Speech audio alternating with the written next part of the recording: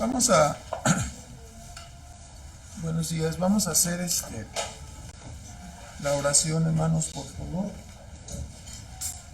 Nuestro Padre Celestial, una vez más, agradecemos tu bondad, tu misericordia manifestada en concedernos este tiempo de adoración, este tiempo para gozarnos en tu persona.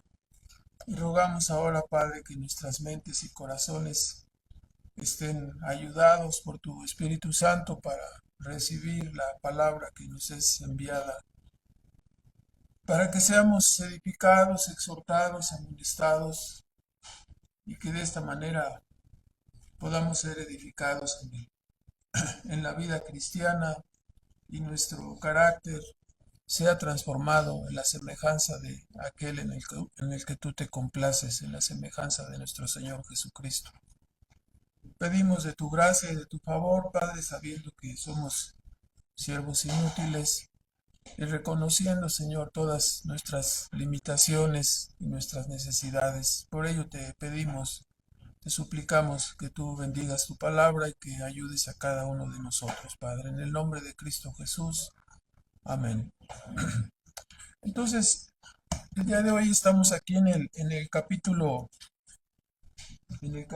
10 de Primera de Corintios y continuamos. Esta es parte un poquito de lo que es el capítulo 8. Nos saltamos ahorita por el momento el capítulo 9 por razones didácticas, porque el tema cambia un poquito en el capítulo 9 y en realidad a partir del capítulo 8, donde Pablo está hablando de lo sacrificado a los ídolos, la continuación es el capítulo 10, ¿verdad? Entonces, en este capítulo, el apóstol hace una remembranza del tropiezo que sufrió Israel en su trayectoria a la tierra prometida. Israel había sido rescatado de la esclavitud en Egipto y debido a lo que llamaríamos un abuso de su libertad, después de este rescate, cayeron en los pecados de idolatría, de inmoralidad sexual, provocaron a Dios, dice Pablo, tentaron a Dios, se quejaron en su contra y debido a ello sufrieron graves consecuencias. Entonces este es el tema aquí, ¿verdad? Un pueblo rescatado que que no valora el privilegio de la salvación y después de ello, en la dirección hacia la tierra prometida comenzaron a manifestar su rebeldía, su murmuración, su pecado, sus quejas. Podríamos decir que en esta parte el apóstol hace una interpretación de lo que se conoce como una interpretación tipológica del Éxodo, es decir, lo que sucedió en el trayecto del viaje de la libertad de la esclavitud en Egipto y el éxodo hacia la tierra prometida es un tipo de la apostasía de Israel, ¿no? En este caso, en el desierto, que el apóstol está usando para advertir a la iglesia de Corinto, ¿no? Entonces, por eso se puede decir que es un tipo. La palabra tipo es la palabra que aparece aquí en el capítulo 10 varias veces cuando dice, y estas cosas fueron escritas como ejemplo. La palabra griega es como tipo. Aparece cuando menos dos veces y ese es el asunto, ¿no? Pablo utiliza esto que conocemos como tipología para aplicar lo que ocurrió en el éxodo de Israel hacia la tierra prometida, aplicarlo a los creyentes en nuestro viaje al cielo, vamos a decirlo de esta manera. Entonces, obviamente, este pasaje es usado por el apóstol Pablo para advertir a la iglesia de Corinto y nosotros debemos de tomarlo en una manera similar, ¿no? Entonces, del versículo 1 al 4 comenzamos aquí nuestro primer punto, donde el apóstol traza el paralelo, es decir, el paralelo se establece entre las bendiciones experimentadas por Israel en el desierto bajo la dirección de Moisés. Repito, bendiciones experimentadas por el pueblo de Israel en el trayecto del desierto bajo el comando de Moisés. ¿Con qué se contrasta? Se contrasta con las bendiciones recibidas por la iglesia de Corinto en su identificación con Cristo, ¿sí? Lo cual fue consumado en el momento de ser bautizados, ¿verdad? Vino todo el llamamiento, el despertamiento, la convicción de pecado, el temor de Dios, la regeneración inicial y todo el proceso de salvación hasta que ellos fueron de esta manera, ¿no? Rescatados, los de Corinto, y finalmente eso lo manifestaron en su bautismo, ¿sí? Al ser sumergidos en el agua y después sacados, ¿no? Para ingresarlos a la membresía. Ahí en ese bautizo, ¿con quién se estaban identificando? Se estaban identificando con Cristo, ¿verdad? En su muerte y en su resurrección. Esto es el asunto. Entonces el apóstol traza este paralelo entre las bendiciones experimentadas por Israel y las bendiciones recibidas por la iglesia de Corinto. Ahora recordamos que al salir de Egipto, el Señor, el Señor iba delante de Israel como columna de nube y como columna de fuego, por el día como columna de nube para hacerles sombra y por la noche como columna de fuego para iluminarles en el trayecto. Eso lo encontramos en Éxodo 13:21. Cuando los egipcios iban a darles alcance, sucedió algo sobresaliente, ¿no? Porque el Señor marchaba delante de ellos. Y cuando ya empezaron a perseguirlos y se acercaron muchos, ocurrió que en lugar de ir adelante, el Señor se puso entre el ejército, entre Israel y el ejército de Egipto que los perseguía.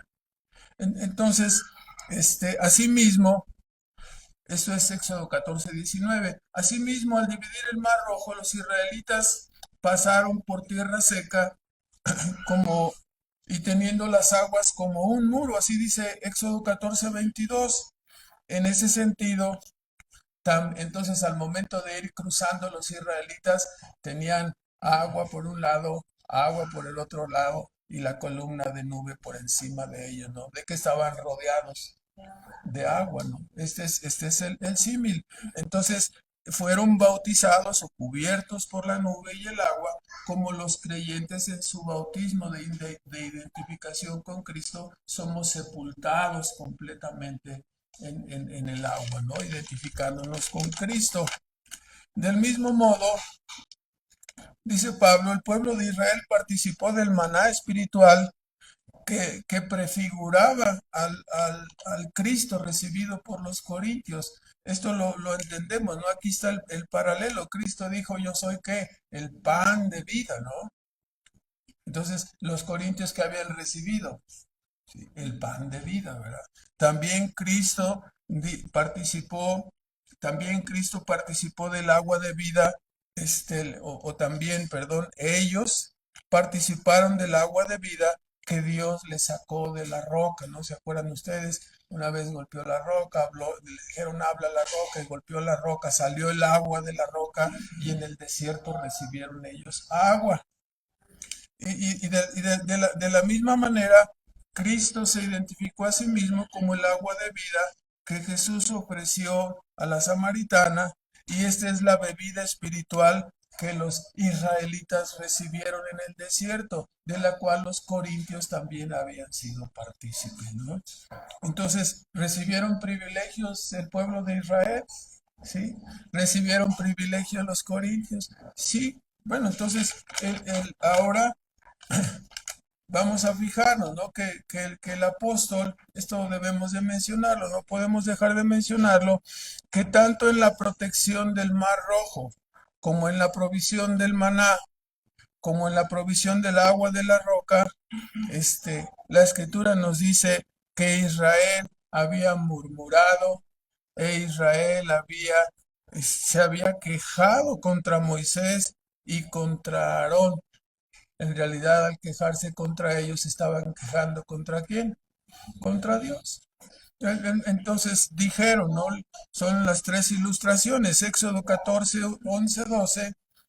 Empezaron a decir, ¿no? La primera queja fue, no había sepulcros en Egipto, ¿para qué nos has traído aquí a morir en el desierto, ¿no? iban llegando, ¿no? Para cruzar el Mar Rojo, ya se estaban quejando, ¿verdad? Luego después murmuraron también de las aguas amargas, ¿no? Es aparte de lo que menciona Pablo aquí en Corintios 10, este, murmuraron ahí, porque tuvieron sed y entonces había las aguas, pero estaban amargas y empezaron a quejarse, ¿no? Tenemos sed y no nos dan agua aquí, ¿verdad? Entonces, se acuerdan, Dios hizo el milagro, ¿no? Y transformó esas aguas amargas. Pero la queja y la murmuración estaban allí. En la segunda queja específica que menciona Pablo aquí en Corintios 10 procede de Éxodo 16, del 2 al 3, que murmuraron en el desierto de Sin, el pueblo de Israel, pensando que iban a morir de hambre. No, teníamos allá los berros y las cebollas y todo, se acuerda de ese pasaje, ¿no? Entonces, y ahora no tenemos nada que comer y solamente este pan liviano. Ya estamos hartos de este pan de aquí, de cualquier panadería de la que vamos nosotros, ¿verdad? Entonces, ya estoy cansado de Lecaroso, estoy cansado de alguna otra, ¿no? Entonces, ellos murmuraron así y y bueno, era tremendo, ¿no? Porque Dios estaba haciendo prodigios y milagros delante de ellos y ellos estaban siendo malagradecidos, ¿no? La tercer queja que señala aquí Pablo procede de Éxodo 17, de versículo 2 al 3, porque dice que estaban en Refidim y dice, no, tenemos sed, nos trajiste aquí para matarnos de sed a nosotros y a nuestros hijos. Y recordamos estos tropiezos porque el apóstol toma la ilustración de Israel exactamente para confrontar a los corintios, quienes estaban envanecidos y jactándose a pesar de los pleitos y divisiones internas que tenían. O sea, deberían estar adoloridos, deberían estar preocupados de lo que estaba pasando con sus almas, pero en lugar de eso estaban envanecidos, ¿verdad? Estaban distraídos, estaban peleándose unos contra otros y dividiéndose unos contra otros. Entonces, Pablo dice, me parece que estoy viendo algo parecido a lo que sucedió con Israel en el desierto, ¿verdad? Están envanecidos, ¿no? Jactándose a pesar de que, si nosotros somos de nosotros somos de aquel, a pesar de que tenían serios problemas, ¿no? Pleitos y divisiones internas. Entonces, aquí esto nos lleva al segundo punto. Del versículo 5 al 12 encontramos un segundo punto, ¿no? Ya está trazado el paralelo. Ahora viene nuestro segundo punto. Hermanos, los privilegios se pierden a causa del pecado, ¿no? Este es el asunto del segundo párrafo, versículo 5 al 12. Uno puede tener privilegios, pero los privilegios se pierden a causa del pecado. Tenían muchos privilegios, Dios iba delante de ellos, Dios les protegió yendo atrás, les dio agua, les dio pan, les dio todo. Iban ahí, ¿verdad? ¿Y qué sucedió? Estaban fastidiados. Se empezaron a fastidiar y se empezaron a enojar, ¿verdad? Reaccionaron en una forma necia ante los privilegios que tenían. ¿Sí? Esto es paralelo con lo que estaba pasando con los corintios, ¿no? No estaban siendo sensatos en tener pleitos y divisiones entre ellos. Y el apóstol les aplica y les recuerda, ¿no? Que recuerden, ¿sí? Los privilegios se pierden, ¿sí? Tú puedes tener ahorita muchos privilegios y esos privilegios los puedes perder. ¿Sí? El apóstol señala que Israel, a pesar de haber recibido tantas señales y providencias de parte de Dios en su trayectoria por el desierto, esto no les ayudó cuando descuidaron su vida espiritual. ¿En qué forma la descuidaron? Pues empezaron a quejar, empezaron a murmurar, se empezaron a rebelar contra sus líderes, Aarón y Moisés, y volvieron a las prácticas idolátricas. No, este Moisés que nos trajo aquí tarda mucho, quién sabe qué habrá pasado con él. Queremos el becerro de oro, ¿no? Y ahí está, ahí hicieron su becerro de oro y se pusieron a adorar a Dios, ¿no? ¿Sí? y que dice que se levantaron, según ellos, ¿no? A regocijarse, ¿no? Los abusos después implicaba probablemente los abusos y las prácticas que ellos copiaron de los lugares a donde habían pasado, ¿no? De los moabitas. Por lo cual, dice Pablo, muchos de ellos murieron y quedaron postrados en el desierto. Dice el apóstol que estas cosas deberían ser un ejemplo para nosotros. 16, pero esas cosas fueron en figura, en tipo, en ejemplo para nosotros. La palabra tipo, para que no codiciemos cosas malas como ellos codiciaron. Versículo 11, igualmente, y estas cosas les acontecieron a ellos en figura. La palabra ejemplo en la versión 60 y son escritas para nuestra advertencia, para nuestra amonestación, en quienes los fines de los siglos han parado, ¿no? Es decir, desde la venida de Cristo hasta su segunda venida son los fines de los tiempos, ya no habrá otro tiempo más, ya no se prolongará más la existencia de este mundo. Entonces, el apóstol dice, estas cosas deberían ser un ejemplo para los corintios y también para nosotros, a fin de que estemos en guardia contra los pecados específicos que el apóstol va a mencionar y en realidad que estemos en guardia contra todo pecado. ¿Sí? En primer lugar, primera de Corintios 16, que estemos listos para combatir la codicia que es señalada aquí. Sí, así nos dice que algunos, ¿no? Para que no codiciemos cosas malas como ellos codiciaron. Se señala aquí, aunque algunos autores difieren, la mayoría de los autores refiere este pasaje a Números 11, del 4 al 6, cuando los extranjeros y los israelitas dice que tuvieron un vivo deseo. Ahí nos dicen en 11:4 de Números, sintieron o tuvieron un vivo deseo. Ese vivo deseo es exactamente la codicia, la concupiscencia. Y desearon carne. Y solamente tenemos este maná. No queremos carne. ¿Sí? Codiciaron, ¿no? Entonces, el apóstol nos advierte, ¿no? A veces, al que al final hablaremos de algunas aplicaciones, es evidente, ¿no? Que el descontento, ¿no? El descontento en nuestra trayectoria, el descontento en nuestro trayecto de vida hasta llegar a nuestra salida o que llegue la segunda venida de Cristo, a veces nos distraemos, ¿no? Y nos ganan los deseos de la carne y empezamos a quejarnos no del maná, sino de lo que tenemos en realidad alrededor de nuestra vida, ¿no? En el versículo 7, Pablo se refiere ahora, ni seáis honradores de ídolos como algunos de ellos. Pablo se refiere aquí a la idolatría. Cuando Moisés estaba recibiendo las tablas de la ley, y se tardaba, ¿no? Éxodo 32, versículo 1 al 6 es el pasaje, por lo cual el pueblo se desesperó y dijo, Moisés, ¿dónde está? Ya se tardó mucho. Entonces le dijeron a Aarón, pues tú haznos dioses con D minúscula, no haznos dioses que nos lleven a través de este desierto. Y lo presionaron ahí, o sea, presionaron al líder, presionaron a que estaba custodiando en lo que Moisés venía, ¿no? Lo presionaron al grado que Aarón estaba probablemente o seguramente muy afligido, temblando. Dijo, no, quieren esto, pues traigan los arcillos de oro, tráiganlos. Y los fundieron. Y en Éxodo dice que Aarón estaba medio disculpando, en Deuteronomio dice que Aarón medio se estaba disculpando porque en el pasaje en Deuteronomio dice, pues trajeron los arcillos y salió este becerro, ¿no? Como si el becerro hubiera salido solo, ¿no? No, lo fundieron y formaron ese becerro, ¿verdad?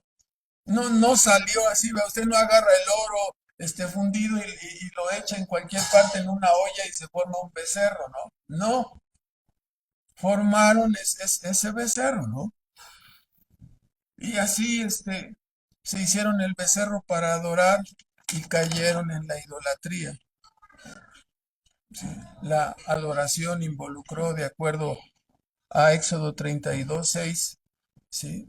Involucró la fornicación, pues la palabra usada ahí de regocijarse involucra embriagarse e involucra la inmoralidad, prácticas comunes en los cultos idolátricos de aquella época, ¿no? Entonces, versículo 8 también, ni forniquemos. Sí, la fornicación referida probablemente a cuando Israel moraba en Sittim y el pueblo se metió con las mujeres moabitas que los invitaban a sus cultos idolátricos y allí participaron de su adoración. Ojo, aquí el asunto es que muchas veces caemos en el pecado no por nosotros mismos, sino por invitación de otros. ¿Verdad? Tenemos que estar alertas, ¿no? En el trayecto se nos van a presentar muchas invitaciones. Sí, es como cuando educamos a nuestros hijos, se les van a presentar muchas tentaciones, hay que enseñarlos, hay que advertirles, hay que guiarles para que no caigan en esas trampas, ¿no? Aquí ellos fueron invitados. Es una fiesta, mamá, todos van a ir, todas van a ir, déjanos ir, mira, vamos a regresar a las 4 de la mañana. Sí, ya todos les dieron permiso, menos a mí, y tú estás ahí poniéndome tropiezo y trabas, ¿no? Cuando yo quiero ir a algo sano, ¿sí? Cuidado, ¿verdad? Debemos de tener cuidado, ¿sí? Entonces, ahí los invitaron y participaron de la adoración, dice Números 25, 1 al 3, que adoraron a Baal peor, ¿no?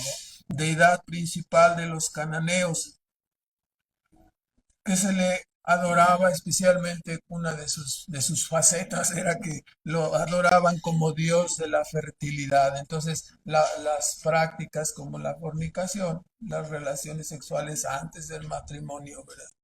Son señaladas aquí. Entonces, el pueblo de Israel fornicó en sentido espiritual de cambiar a Dios por este ídolo Baal peor, y en sentido sexual y físico, ¿no? Cayendo en las trampas con las mujeres moabitas, ¿no? Entonces, adulteraron de las dos maneras, dándole la espalda a Dios y cometiendo el pecado, ¿no? De este abuso, ¿no? De esa fornicación. En el versículo 9, dice que también que no tentemos a Cristo como también algunos de ellos le tentaron y perecieron por las serpientes.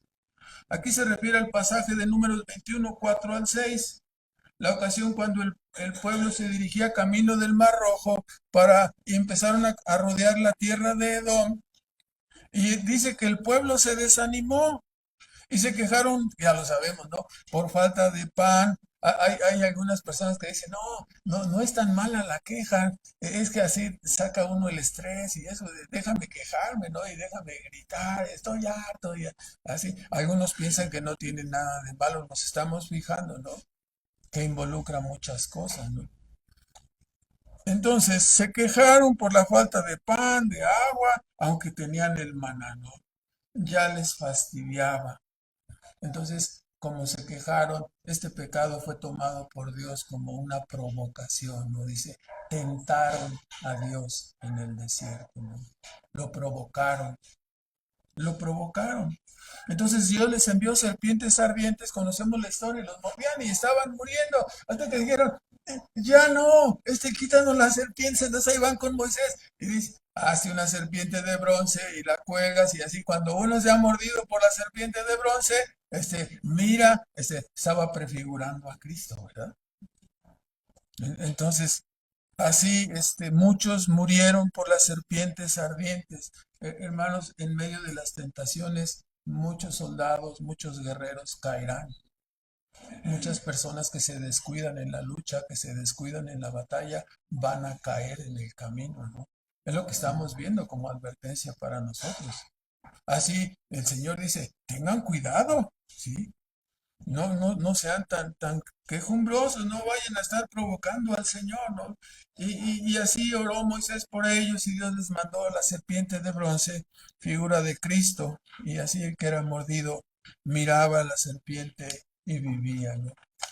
Como ahora, el pecado sigue en nuestras vidas.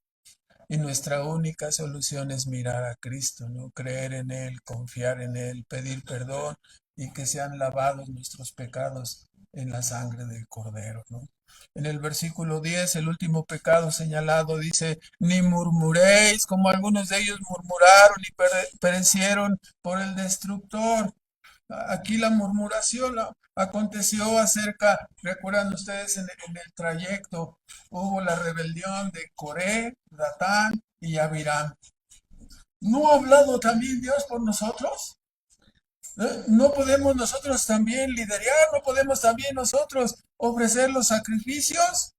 ¿Por qué nada más Moisés? ¿Por qué nada más la tribu de Aarón son los sacerdotes? ¿También nosotros podemos? Ah, sí. Eso es lo que tenemos aquí, ¿no? Se rebelaron, ¿sí? Pretendieron el sacerdocio y acusaron a Moisés en Números 16, versículo 10 y versículo 13. Acusaron a Moisés de enseñorearse, ¿sí? Imperiosamente sobre ellos. ¿Sí? Este Moisés es un sangrón, es un abusivo, ¿sí? Es un soberbio. Sí, ya se imaginarán ustedes, ¿no? Le acusaron. Nos manda, ¿quién se cree? ¿Sí? En el contexto aquí de los corintios. Nosotros tenemos nuestra libertad para hacer lo que se nos antoje. ¿Por qué se mete? Y después que Dios mostró, ¿no? Dice a Moisés escogido, apártense de las tribus de Coré, Datán y Abiram, ¿no? Se junta a todos, apártense de ellos, ¿no? Si estos hombres murieren como mueren todos, entonces Jehová no ha hablado por mí, dijo Moisés. Y la tierra se abrió y tragó vivos a todos, a los abuelitos, a los papás, a los jóvenes, a los niños, se los tragó la tierra, ¿no? Sí. El pecado de la murmuración es muy grave, ¿no? Los tragó la tierra por su rebeldía, por su murmuración, ¿sí? Y en lugar de causarles temor, la sanción divina, se empezaron a murmurar, números 16, 41, contra Moisés y contra Aarón, y diciendo, es su culpa la muerte de esos cuates, es su culpa todos los que cayeron ahí por este pecado, es culpa tuya, Moisés, es culpa tuya, Aarón. La acción rápida de Aarón y Moisés impidió mayor daño, ¿no? Orando Moisés le dijo a Aarón, apresúrate a hacer el sacrificio. Apresúrate, dice, porque la mortandad ya ha comenzado en el campamento. Haz el sacrificio. Actuaron con rapidez y se detuvo la mortandad. Fue tremendo, ¿verdad? La muerte alcanzó todavía, dice en Números 16, 49 a 14,000. Dios no está jugando, ¿verdad? Dios no está jugando. La murmuración y la rebeldía es un pecado grave. Esta terrible sección de juicio y advertencia termina con la moraleja del apóstol, primera de Corintios 10, versículo 11 y 12. La moraleja del apóstol dice, y estas cosas les acontecieron en figura, en ejemplo, y son escritas para nuestra advertencia, para nuestra amonestación, en quienes los fines de los siglos han parado, o a quienes los fines de los siglos nos han alcanzado. Así que el que piense estar firme, mire que no caiga, ¿no? Entonces, repitió que todas estas cosas acontecieron no solo para los israelitas, sino también para los corintios. Y hoy tenemos que repetirlo, ¿no? También para nosotros, ¿no? A quienes han alcanzado los fines de los tiempos. Por lo tanto, corintios y nosotros, todos que estamos escuchando el día de hoy, tengamos cuidado con la codicia, tengamos cuidado con la idolatría, la fornicación, la tentación o la provocación al Señor, la murmuración, la rebeldía, con todos los pecados, pero específicamente son señalados estos, ¿no? Porque estos pecados han hecho tropezar a los que en algún momento pensaban que estaban, ¿qué? más firmes, a los más firmes. La parte que estamos tratando lo nombramos, ¿no? Los privilegios se pierden, ¿sí? Los privilegios y la conducta desobediente no se llevan, ¿sí? Si tú tienes privilegios y estás en una conducta desobediente, ten cuidado, ¿no? Porque Dios nos está advirtiendo. No debemos descansar en una vana confianza ni en los privilegios que hayamos obtenido, ni en los privilegios que teníamos en el pasado, ni en los privilegios que tengamos en el presente. Debemos de confiar en Cristo, debemos de tener mucho temor y mantenernos luchando contra el pecado. Hermanos, el partido de nuestra vida no ha terminado. Algunos andan todavía como en el minuto 10 o 15. Algunos ya estamos en el segundo tiempo, ya casi tirando penaltis. Así es el asunto, ¿no? El partido de nuestra vida todavía no termina. Hay que estar alertas. El tiempo de descanso vendrá ¿hasta cuándo? Hasta que el Señor nos llame. Por lo tanto, debemos seguir perseverando, no baje la guardia, no se permita muchas libertades, no se permita libertades, tentaciones, no permita que su mente y su pensamiento divaguen en estas cosas, porque el peligro está latente. En tercer lugar,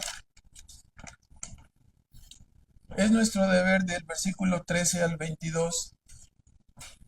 Es nuestro deber ser fieles y perseverar hasta el fin, ¿no?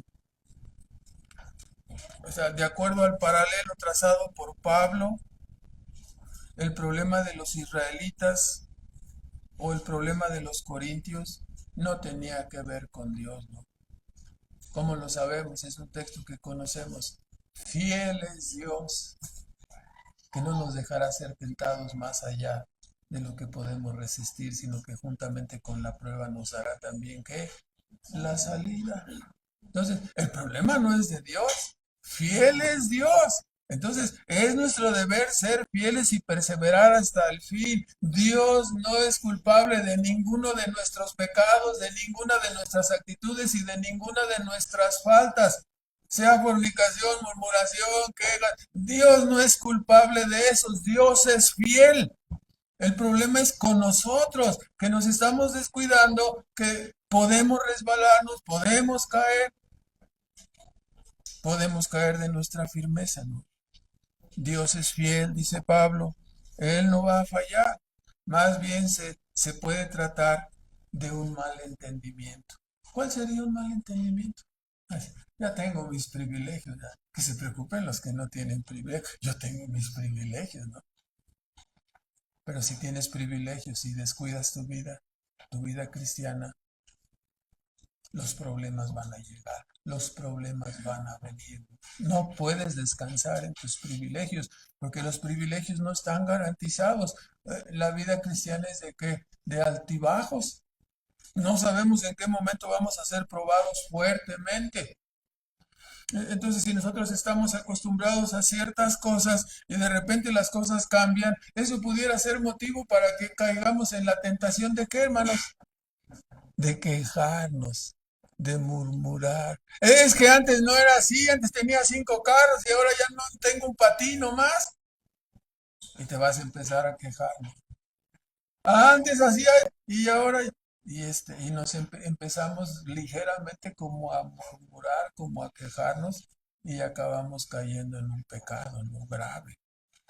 Entonces, Pablo nos dice, Dios no es el problema. Los israelitas y los corintios son los que tienen el problema. Y si es el caso ahora de nosotros, pues es nuestro problema. Dios es fiel y no va a fallar. Más bien se trata de malentender al pensar que los privilegios eliminan o disminuyen nuestra responsabilidad y nuestra necesidad de perseverar. Ah, como va Dios al frente, como va Dios en la retaguardia, como Dios nos cubre y Dios siempre saca un milagro y saca el agua y envía el maná. Ah, entonces vamos a relajarnos y más,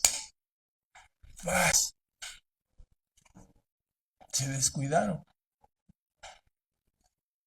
Pensaron que los privilegios eliminaban su responsabilidad de la perseverancia, ¿no? Lo cual es un error. Dice Pablo que nuestra responsabilidad es resistir la prueba y que Dios nos va a proveer en su tiempo la salida para que podamos resistir. No es en nuestro tiempo, es en su tiempo. Es que ya tengo 3 años esperando la salida y no llega y sigo con las pruebas y yo quisiera que hubiera durado nada más 3 días. Dios te puede hundir 10 años en una prueba o quién sabe cuánto, ¿no? En realidad, si estamos apreciando, toda la vida se constituye en qué, hermanos, en una prueba, para ver si vamos a resistir, para ver si vamos a perseverar, para ver si no vamos a empezar a murmurar, a quejarnos, a envidiar, a desviarnos del camino. Entonces, dice Pablo que nuestra responsabilidad es resistir y Dios nos va a proveer, ¿no?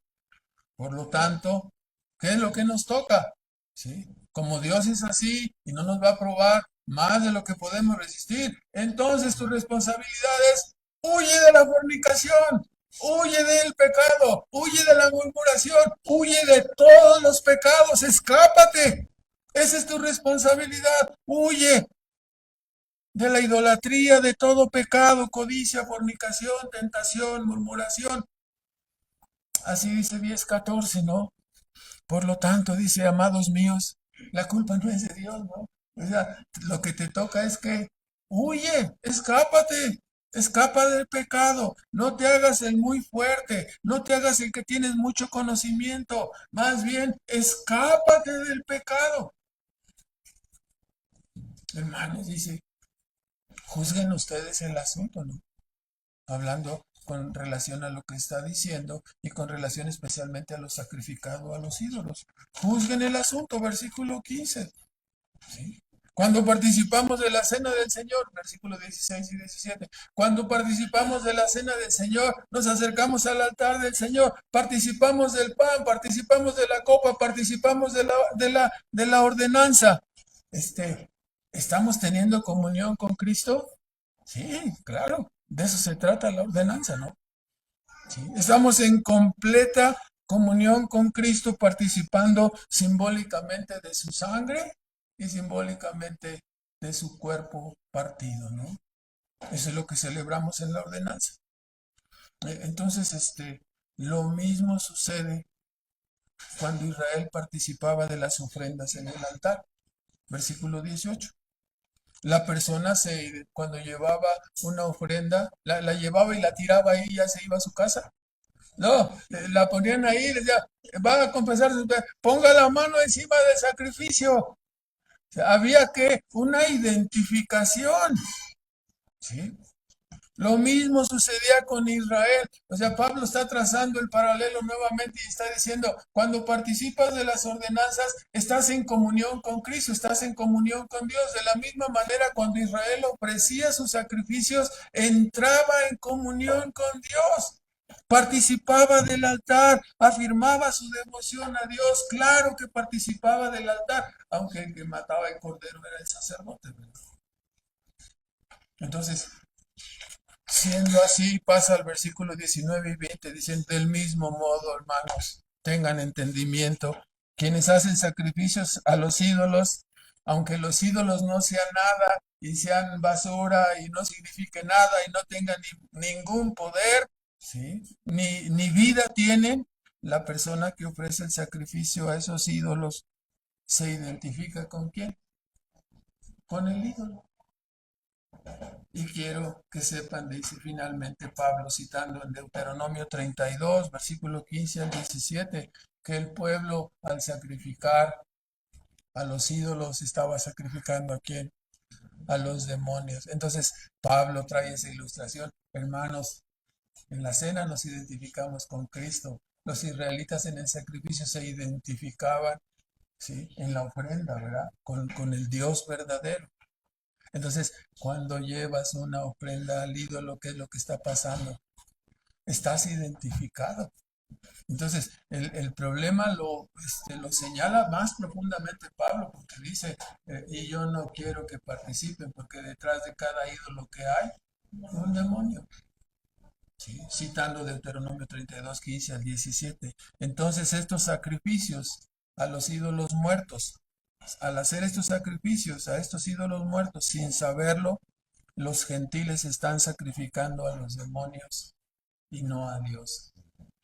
Y Pablo dice, yo no quiero que ustedes participen de la adoración de los demonios. Entonces, por lo tanto, no quiero que ustedes participen en ello. Versículo 21 al 22. Al estar como miembro de una iglesia y participando de sus ordenanzas, ¿sí? y luego, si te mezclas con el sacrificio de los ídolos, Corinto, ¿qué sucede? ¿Cómo juzgas entonces? ¿Está bien? ¿Está mal? Estás haciendo un grave pecado, Corinto. ¿Sí? Estás participando de la mesa de Dios y de la mesa de los demonios. ¿Sí? Te estás equivocando. ¿Acaso entonces quieres provocar a Dios? O sea, no voy a provocar. ¿Le quieres dar celos a Dios? ¿Se puede darle celos a Dios? ¿Sí? ¿Le vamos a dar, como dicen en el mundo, unos picones a Dios? Cuidado, cuidado, ¿no? Voy a hacer esto para que, ¿sí? Alguna persona una vez en la historia de esta iglesia hace muchos años, ¿no? Sí, llegó a la conclusión, no sé cómo llegaría a esa conclusión, ¿no? Pero decir, voy a hacerle daño a mi esposo porque es una persona muy fiel, ¿no? ¿De dónde le puedo dar en la cabeza? ¿Sí? Con su religión. Y esas personas acabaron en la historia de la iglesia, ¿no? Separados por tratar de usar, ¿no? a Dios como un instrumento para darle en la cabeza a su esposo. Es terrible, ¿no? Estás haciendo un grave pecado, estás participando de la mesa de Dios y de la mesa de los demonios. ¿Puedes provocar a Dios? ¿Quieres darle celos a Dios? Esta advertencia va contra los hermanos fuertes de Corinto que pensarían que podían participar de la mesa de los demonios sin consecuencias, ¿no? "Ay, yo estoy fuerte, este ignorante", como decía, este tonto, este inútil que no sabe que el ídolo es nada, no le puede hacer nada. No, yo tengo gran conocimiento, yo sé que el ídolo es nada, por lo tanto, yo me voy a comer lo sacrificado a los ídolos. No, fíjate lo que estás haciendo. Entonces, claro, no es el único criterio. Ciertamente te sientes que eres más fuerte que tu hermano débil y por ello, entonces lo vas a menospreciar, ¿no? ¿Acaso serás más fuerte que Dios? ¿Crees que Dios pasará por alto tu soberbia? Dice Pablo, no, ten cuidado, ¿no? Te estás metiendo en adoración de demonios. La última parte del capítulo 10 trata específicamente con hablar de cuando ya suelta todas las cosas, no todo me es lícito y comienza a relacionarlo otra vez con lo sacrificado a los ídolos. Entonces, y da otro principio, ¿no? El principio que comentaremos en la próxima semana, ¿no? El principio de que debemos darle la gloria a Dios en todo, ¿no? Lo que hago es un criterio más para la decisión. Esto es sacrificado a los ídolos, muchos criterios están ahí, ¿no? Pero el criterio dice, glorifica a Dios, ¿sí? No tropieza a los hermanos y así no lo vamos a tratar en el próximo punto. Ahora, algunos comentarios para terminar. En primer lugar, al igual que Israel, al igual que la iglesia de Corinto, también nosotros vamos en un peregrinaje y hemos sido igualmente bendecidos y protegidos por el Señor, por lo cual las advertencias dadas aquí son aplicables a nosotros, ¿no? Entonces, no debemos caer en el orgullo o la vana confianza, descuidando nuestra vida espiritual y poniendo en riesgo nuestra profesión de fe. Debemos de tomar cuidado, ¿no? ¿Hay alguna cosa, alguna práctica, alguna amistad, algo que esté poniendo en riesgo ahora su profesión de fe? Tenga cuidado, no recuerde lo que pasó a Israel en el desierto, recuerde la advertencia de Pablo a los Corintios, ¿no? Y ahora dada para nosotros. En segundo lugar, en Hebreos 12, versículo 1 al 3, el apóstol nos dice que pongamos nuestros ojos en Cristo, ¿no? Dice ahí del versículo 1 al 3: por lo tanto, también nosotros, teniendo en derredor tan grande nube de testigos que fueron ya mencionados en el capítulo 11, dejando todo peso del pecado que nos asedia, que nos rodea, corramos con paciencia la carrera que nos es propuesta, es la carrera de nuestra vida. Puestos los ojos en Jesús, el autor y consumador de la fe, el cual, habiéndole sido propuesto gozo, sufrió la cruz, menospreciando la vergüenza, y se sentó a la diestra del trono del trono de Dios.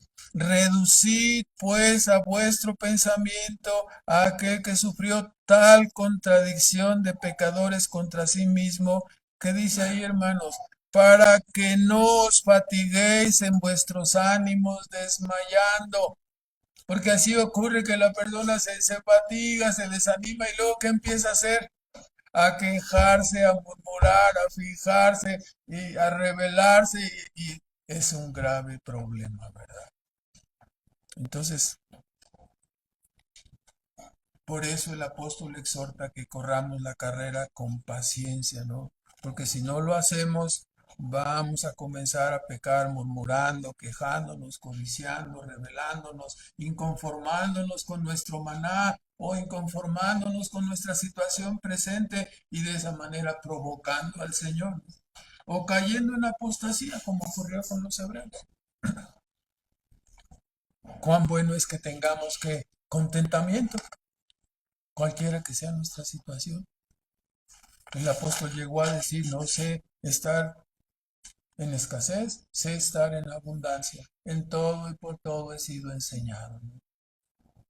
Entonces, en tercer lugar, hermanos, tengamos cuidado, no debemos dejarnos contagiar por los de Coré, por los de Datán y por los de Abiram. Tengamos cuidado, vayamos rápido a Cristo, ¿no? La rapidez de Moisés, la rapidez de Aarón para ofrecer el sacrificio, para detener la mortandad. Hoy se presenta delante de nosotros. No debemos dejarnos contagiar, vayamos rápido a Cristo, que fue prefigurado aquí por la serpiente de bronce que levantó Moisés, para que nuestros corazones sean sanados y no perezcamos en el camino, ¿no?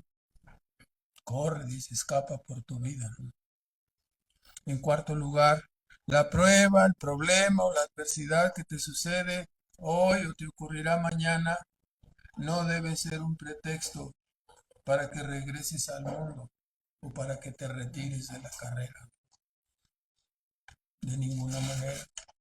El mundo está allí ahora y te aseguro que es peor que un desierto ardiente para atraerte y devorarte si no perseveras hasta el fin, ¿verdad? En quinto lugar, quizás no tengamos el problema de lo sacrificado a los ídolos, pero siempre hay obstáculos que te pueden tropezar o hacer desistir de tu carrera y te hagan perder tu perseverancia. Dios no va a cambiar, no va a fallar, Él es siempre fiel, pero nosotros somos los que podemos por cualquiera de los pecados advertidos u otros tropezar y perder nuestro buen andar. Entonces tengamos cuidado.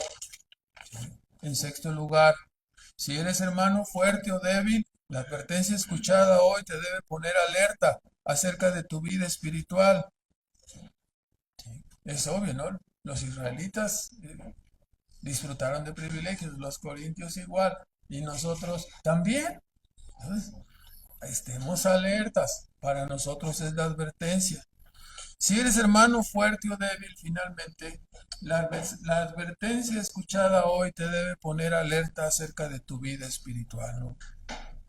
Si no eres creyente, con más razón, porque estás en peligro, ¿no? Si no eres creyente, estás en peligro. Si terminas tu vida en la condición que tienes así, como inconverso, como incrédulo, tendrás una pérdida eterna.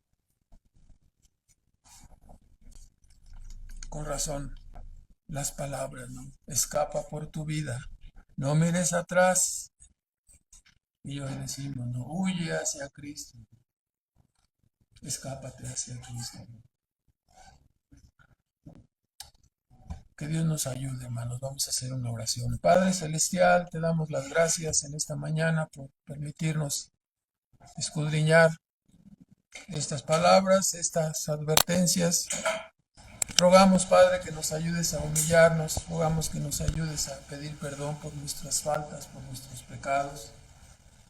Rogamos que ilumines nuestra mente y nuestra alma para que tengamos entendimiento, para que podamos darnos cuenta, Señor, que todavía no termina nuestro tiempo en este mundo y que debemos estar alertas, que debemos tener cuidado por los pecados más pequeños, por las situaciones más pequeñas que pudieran parecer inofensivas. Ayúdanos especialmente a guardarnos de los pecados que han sido advertidos y que se nos han mencionado, Señor. La codicia, la murmuración, la rebeldía. Ayúdanos, Padre, para que detengamos nuestras mentes, detengamos nuestros oídos de oír cosas equivocadas, que detengamos nuestros ojos, que detengamos nuestra lengua de hablar cosas que no convienen. Ayúdanos, Padre. Necesitamos de tu gracia y de tu poder para hacerlo. Te damos las gracias por tu palabra y pedimos también especialmente por aquellos que aún no te conocen, Señor, que sean iluminadas sus mentes y corazones para que sean rescatados de este mundo que nos conducirá a la perdición si tú no intervienes, Señor, si ellos no se vuelven de sus pecados. Pedimos de tu gracia y de tu favor y te damos las gracias por tu palabra en el nombre de Cristo Jesús. Amén.